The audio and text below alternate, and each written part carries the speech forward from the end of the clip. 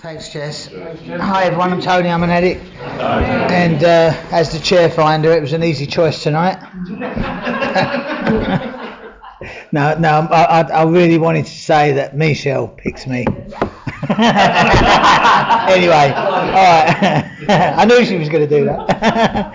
But no, it's a real pleasure. It's a pleasure to be here. It's a real pleasure to be clean. And living my life in Dorset, and I stumbled onto a fellowship that I didn't know existed when I moved down here. I thought I was going to come and start it all off. The prisons, the meetings. You was all going to be sick, and it's been really good, and I feel quite inadequate. I'm looking around, and there's so many people like. Most of the meetings I'd go there and be the only person with years, and everyone else would be clean or a year and a bit, and everyone's looking at you, but all I am is just a bit further on. You know what I mean? I ain't no better than them people, but it's so nice here, and especially this group. I mean, Jess just told me this is the well meeting, and that's why I probably chose it as my own group. I did want to. I don't really talk about my personal life a lot. I do try and keep it within the pages of the book, and usually within the programme, and rattle on about inventory and are you current and all that. And and I don't know whether that's to intimidate people or because I know that nobody is. I don't know why I do that, but I do it a lot. I don't really ever talk about. I mean, we've all got our pain, haven't we? I think every one of us has got our pain that we've been through we could have used for years to lead us up that path with the addiction. I don't think my pain was the reason why I was an addict. I don't think at all. But it was a reason why I could get an extra few drinks bought for me, or I could get a bit better tick or a bit better credit going along. Because I had all these things that had happened to me. What I do believe is. And it's funny because this came to me in my morning meditation, is selfishness, self-centeredness. That is the root of my troubles. And just because I go through the steps once, don't mean to say all of a sudden I ain't selfish no more, because I am selfish to the core. And that's the root of my trouble. And without the solution of a daily programme, I'm pretty kippered, But I can have long-term sobriety with a daily programme. I can't stay clean a day at a time, one day at a time. But I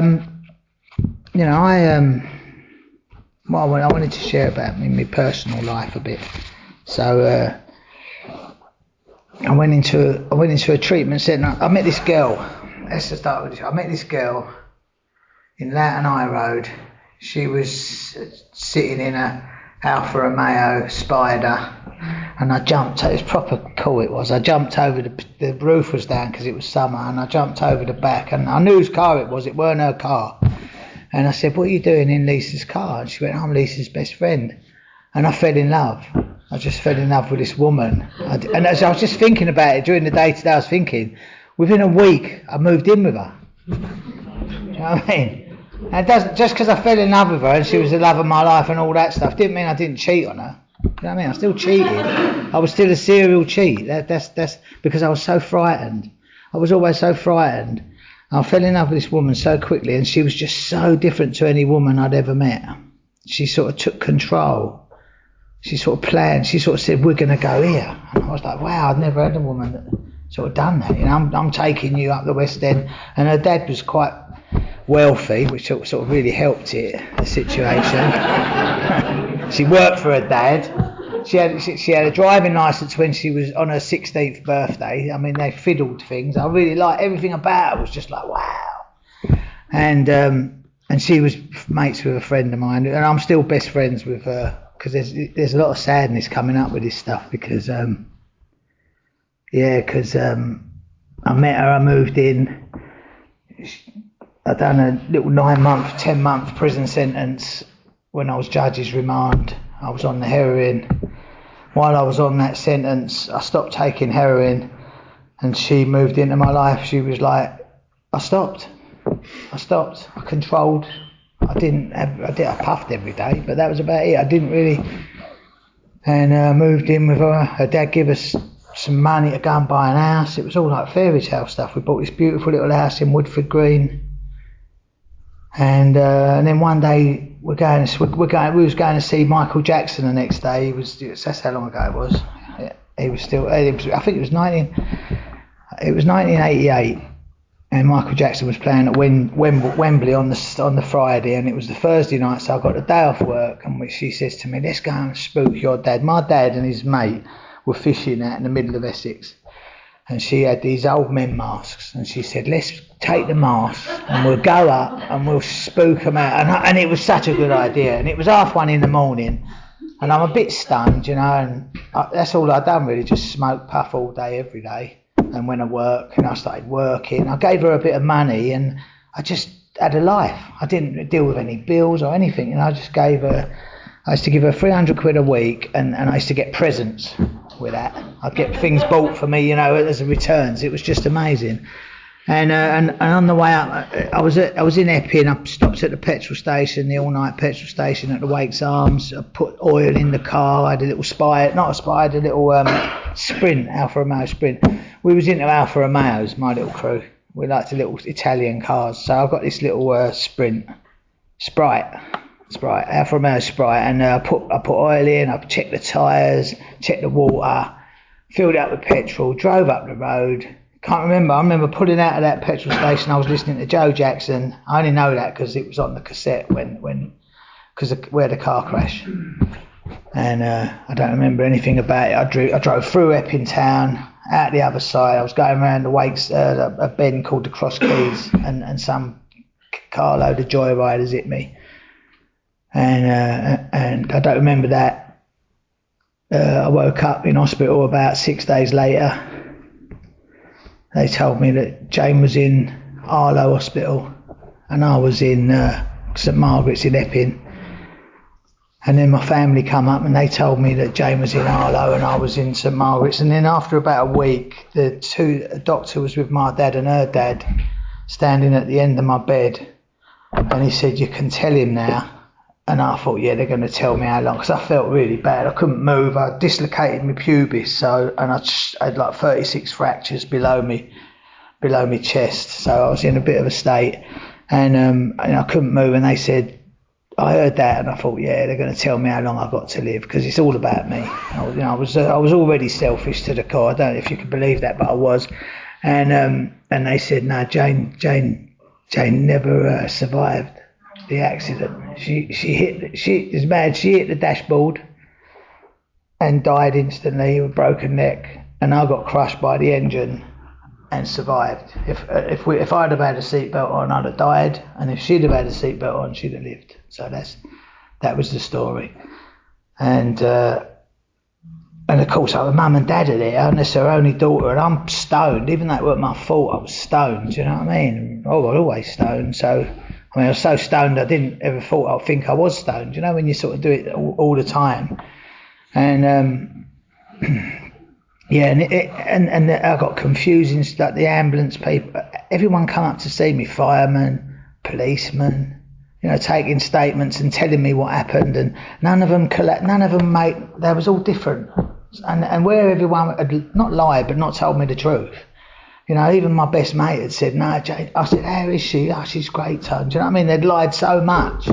It was bad because, when you tell a lie, you've got to tell another lie. It's always going to be the case. If you tell a lie, you're going to tell another lie if you want to protect that lie. That's the truth, isn't it? So they're all lying to me. And then they weren't, and then I'm left, and then that sort of ever many stages of grief start kicking in, and of course I'm bloody angry, and I'm so selfish. It's all about me. How could they do this to me? Do you know what I mean? And it was my ticket. It was a ticket to just to get credit and all that stuff, and get drinks bought for you.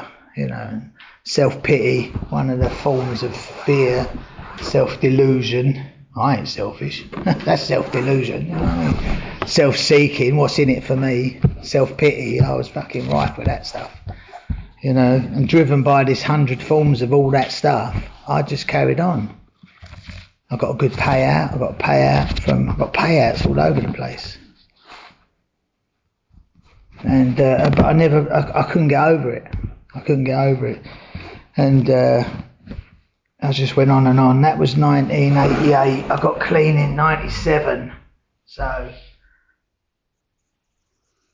9 years later. Yeah, it was the summer of love, because 88 was the summer of love. It was because I was in the hospital bed and I took one of them California sunrises just to see what they were like, as you do when you can't move. Yeah, I think the problem was there. We established the problem was there. I was self-diagnosing diazepam and DF118s. And the doctors are going, how are you getting on? Oh, I feel great, doc. But, they're giving me like paracetamol and ibuprofen, and I'm necking DFs on the side. And I got caught with a bar of puff. Oh, I don't. The sister come out, I was smoking a joint with my mates. They used to wheel my bed outside.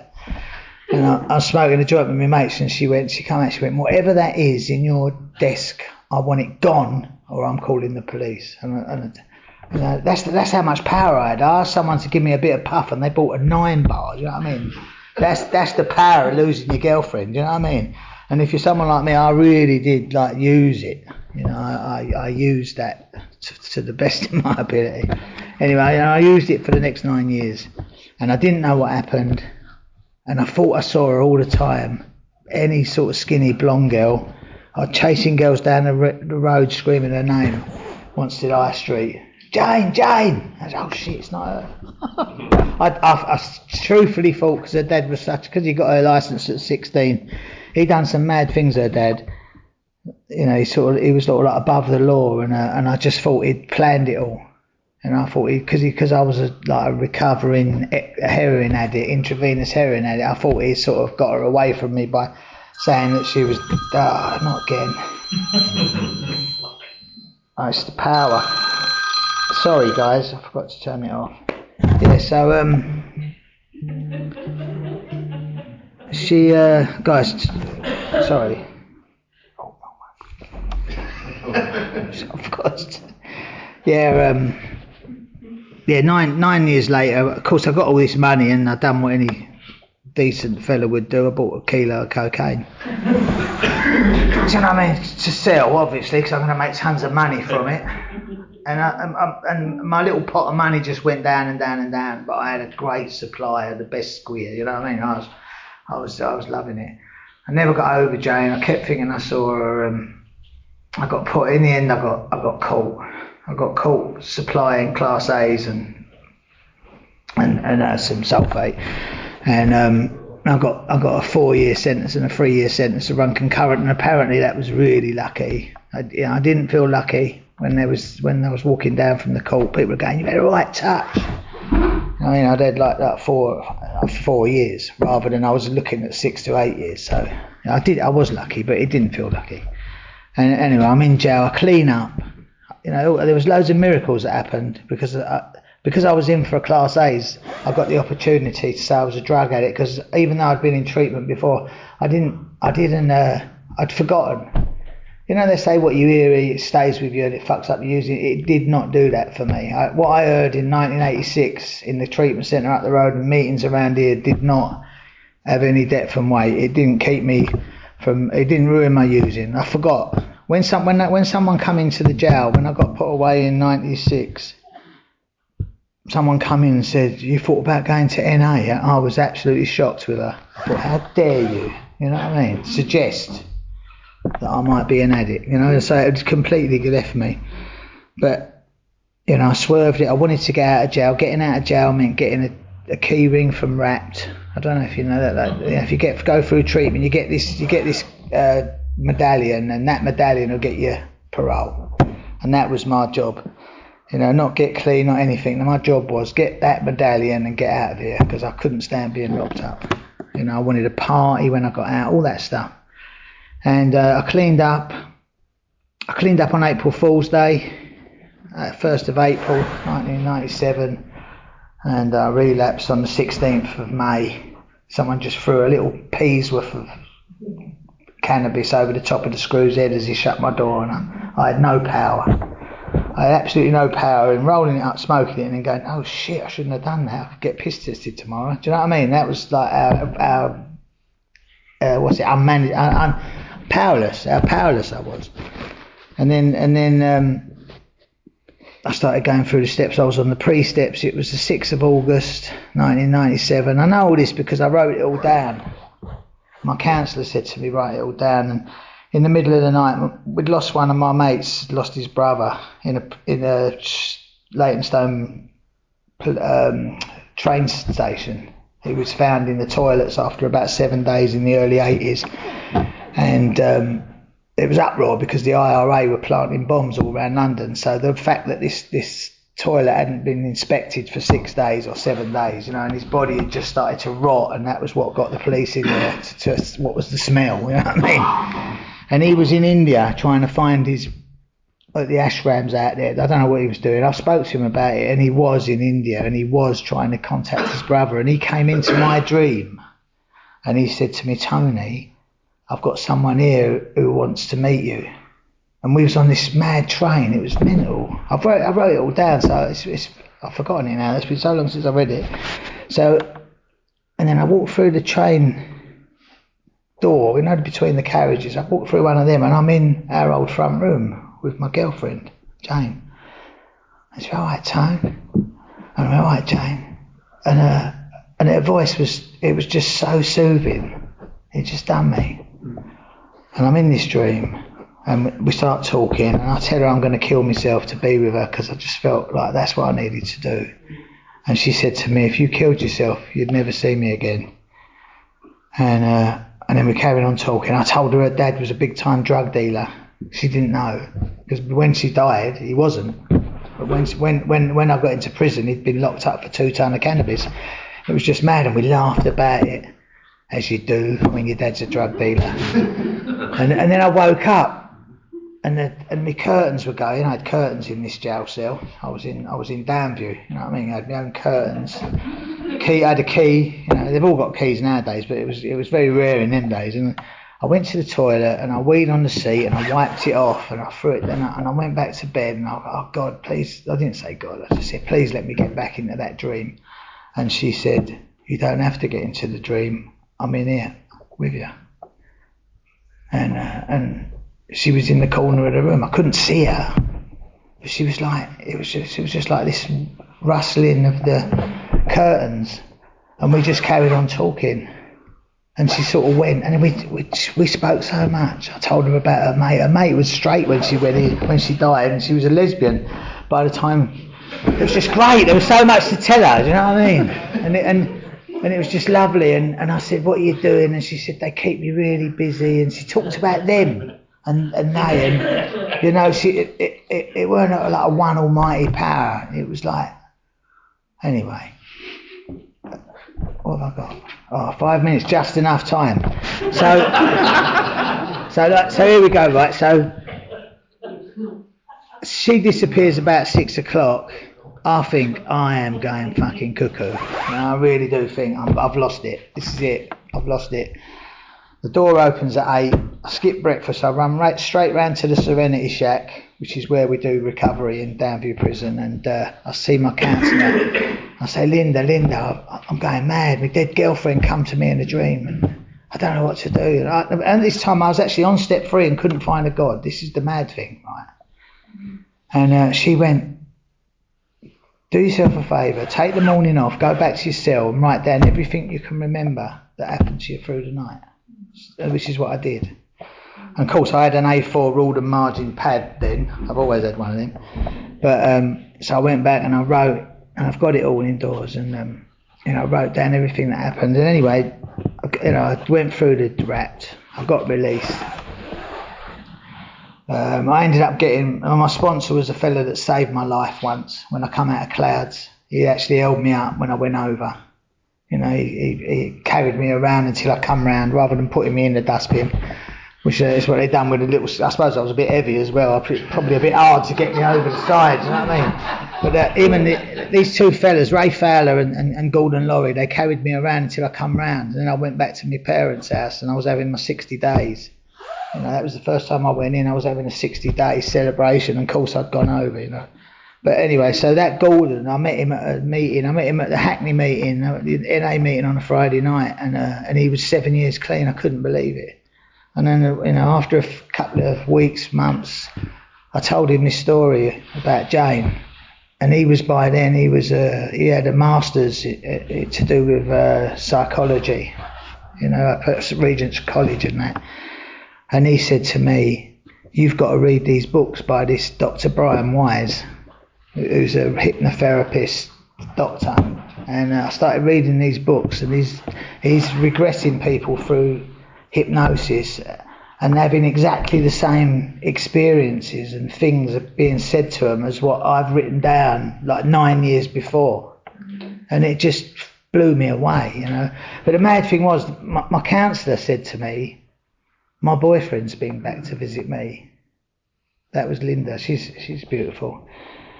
And I had a rabbi on Friday mornings in the jail, and he said, "That's nothing. My dad's been to see me 3 times."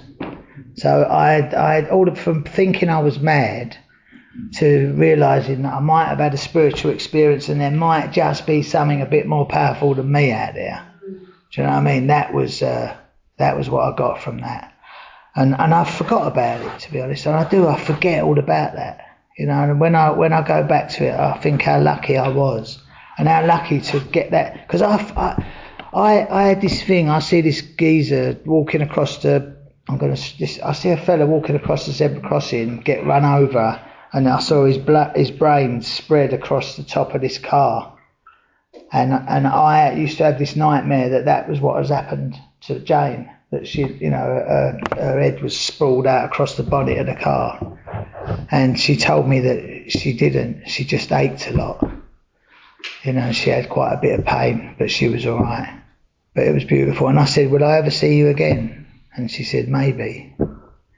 You know, I've been really lucky. I have had some earth angels looking after me through my life. You know, getting me to this point I am now.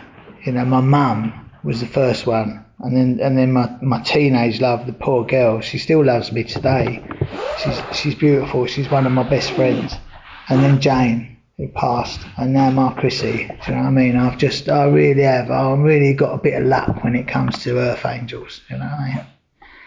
But I don't know what that's got to do with recovery. I just wanted to tell my own group. I wanted to tell my own group a little bit of my personal stuff. Do you know what I mean? Just, you know, when you forget that there's a power out there.